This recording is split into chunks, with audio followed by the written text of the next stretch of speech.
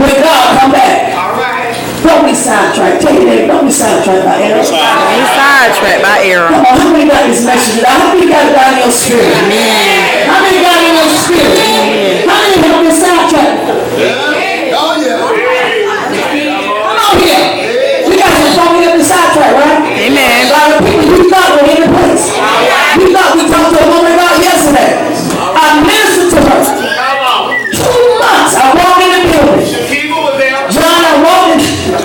I walked in the building. John, when I walked in the building, the Lord said, this will be your last day coming here. He said, before you leave, he said, I want you to give her a message.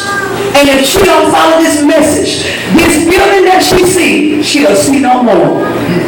Well, I want you to know, gave her a message that the Lord gave to me and said, listen. And he said, listen. He said, you're happy and you're joyous and you wrapped up in this blessing that you don't forgot about me. You so wrapped up in this blessing that you have become blind to what's around you. And what's around you going to take you out and the business out. Well, I want you to know it took her out, took the house, took the car, took the business, took everything completely out. Simply because she didn't listen. So not me. The word of God. Yes. But God.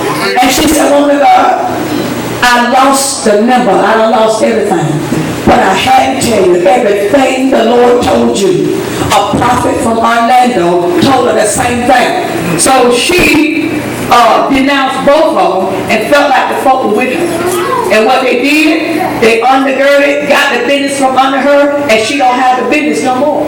And lost $100,000. Lost their home that they had for over 30-some years. Jesus. And the home is no more. You better know who you're dealing with. The Bible said that you better try the spirit by the spirit. You better make sure the spirit of God. I don't care what you say I'm supposed to have. If God tell me that, that's what I'm going to believe. Because I know that promises now will come with conditions. If I ain't well there and ain't lined up, God ain't going to put no whole lot of blessing on me. And I got to get lined up. Amen.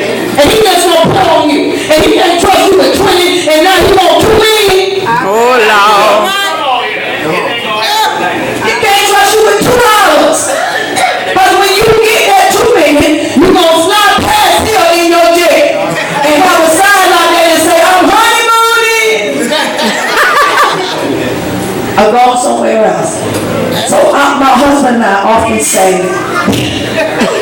give it to us as we can handle it.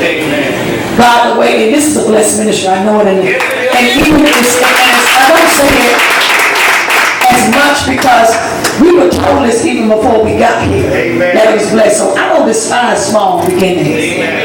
I know, and I appreciate the fact that they can get full or small. I always tell my husband, I say, listen, don't rejoice in that. When people leave God, give it to me, and I cover it, it's covered in my heart, so I won't hit his heart.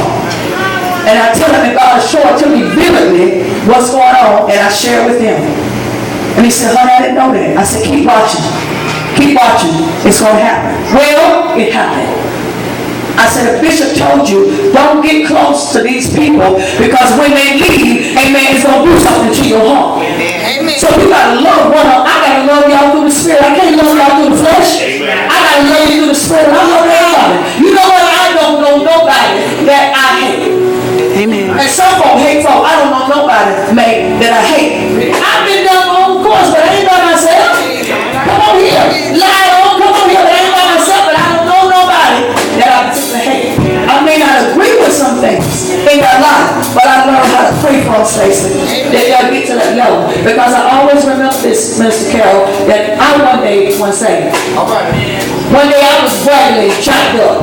So what in the world have I had the world and mind gonna put my mouth on a person that's not in their place? And that's happening. Most of you done got saved and y'all think y'all all that. You ain't nothing but a sinner saved from grace. Amen. That's it. That's all you are. So you can't come in and simply, beat somebody up or whatever because they happen to go out and come back in. Come on here. They can still come back in. Rejoice and be happy in God. Because God brought them out. It is God that do the drawing. We don't do the drawing. All right. He do the drawing. What we do, we put a tag on folk. We put a tag, tell them how long they going to be in the ministry, how long they going to be saved.